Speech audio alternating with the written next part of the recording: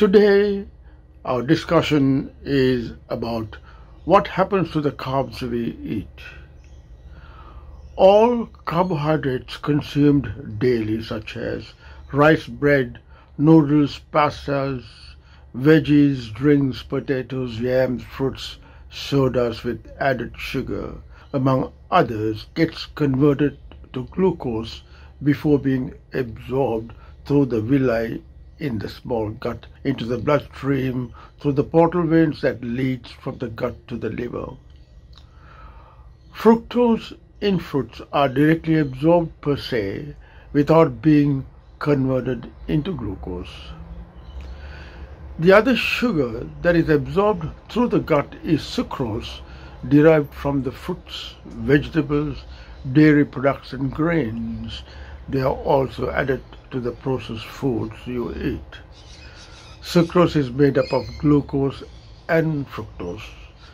Fructose, glucose and sucrose have the same number of calories gram for gram. Sucrose is a scientific name for table sugar that you add into your coffee and tea.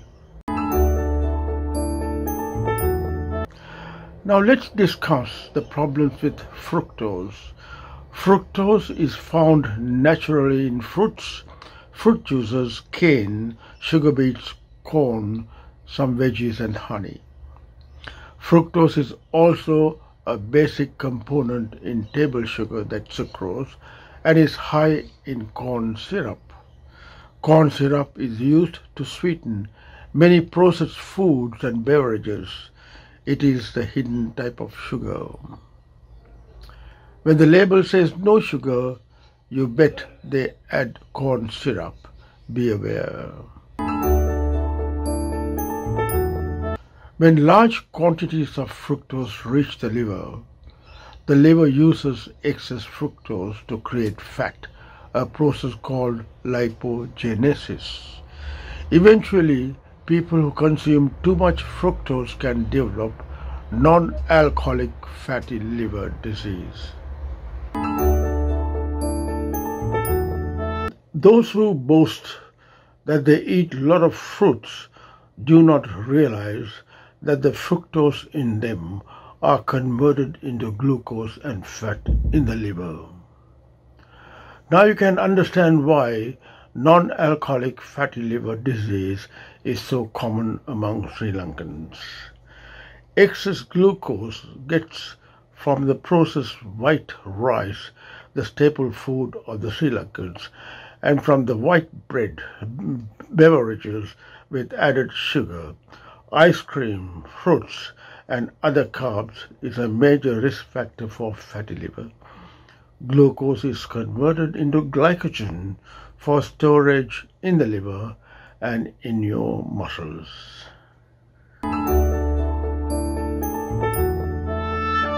Now let's talk about protein digestion. Now the proteins in your food also similarly breaks down into amino acids in the gut and are absorbed into the same bloodstream through the villi and taken to the liver for further processing.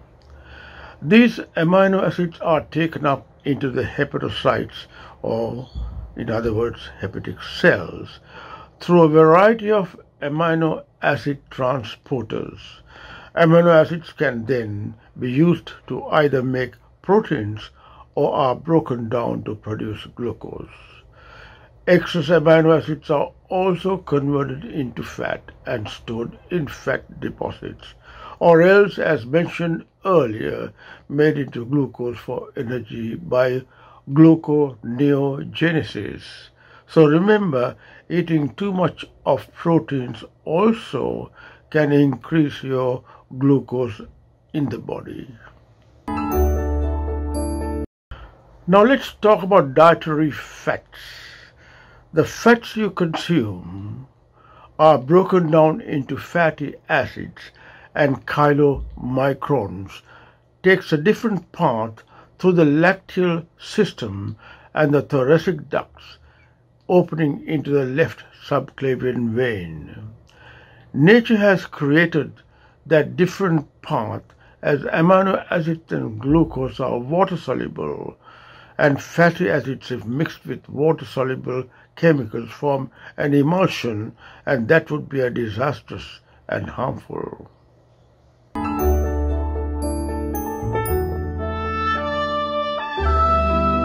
Now, what happens to your blood glucose? Once in the bloodstream, the sugar is ready to be used as energy or stored in our bodies to be used later. For this action, insulin is required to courier the glucose into various organs in the body, including your liver. All parts of the body muscles, brain, heart, liver, needs energy to work, and this quick energy comes from the carbs we eat. Did you know that the liver stores most of the sugar from your food as glycogen for use later when required?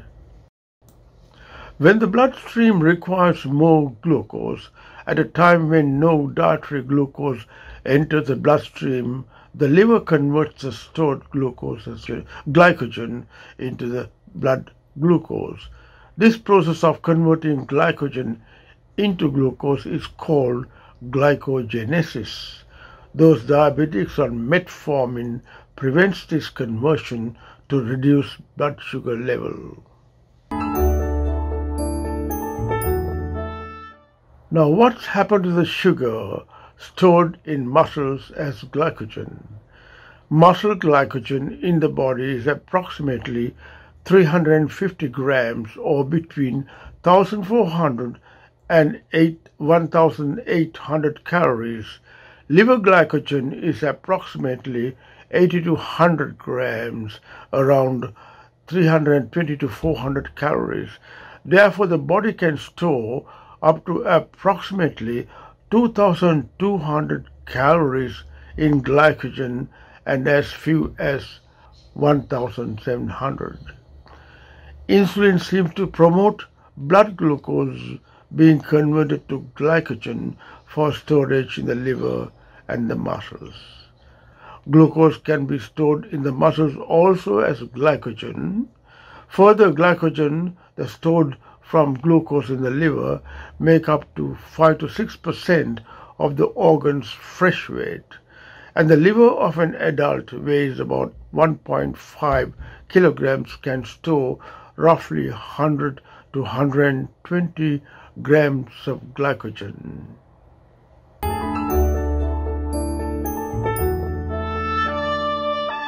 So when you talk of obesity, the situation is mainly due to stored fat as triglycerides coming mainly from glucose and invariably less from dietary fat.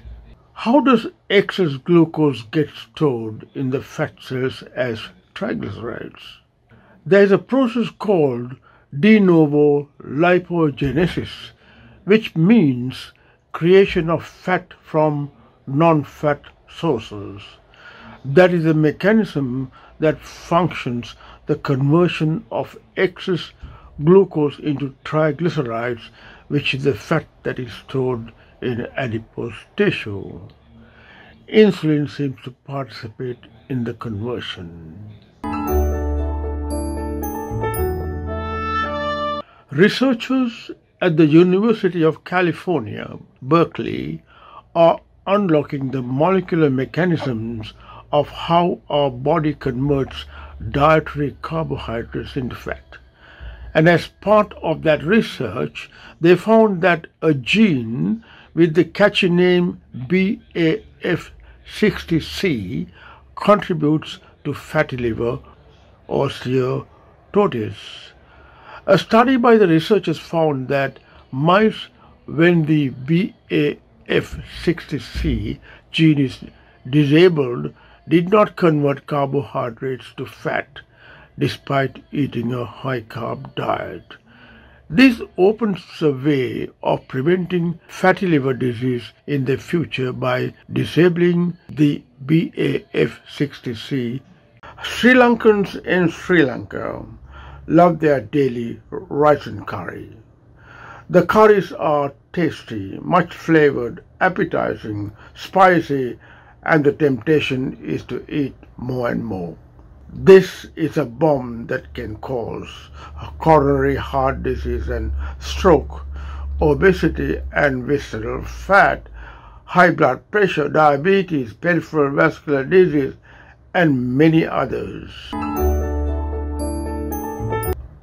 Going through this video, you would realize all macronutrients such as carbs, fats, proteins you consume metabolizes in your liver and shares with each other, and the excess is stored in the liver, muscles, and adipose tissue, resulting in obesity issues.